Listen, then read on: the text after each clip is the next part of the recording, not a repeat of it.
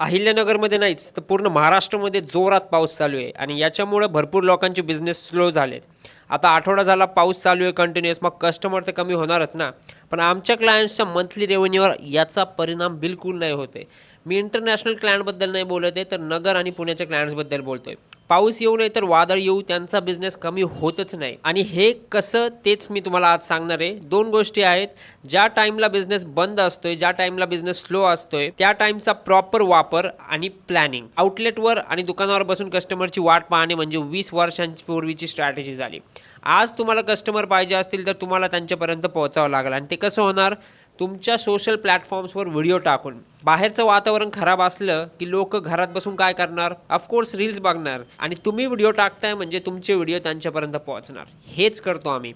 या स्लो पिरियडमध्ये आम्ही खूप साऱ्या क्लिप्स घेतो, स्क्रिप्ट लिहितो, स्टडी करतो आणि या टाईमचा पूर्ण वापर करून कॉन्टेंट तयार करतो आणि मग हाच कॉन्टेंट आम्हाला इतके क्लायंट्स देतो की विचारू नका. एक रील आठवड्याभराचा बिझनेस करून देते. आता तुम्हीच ठरवा रील्स बघायचे का बनवायचे.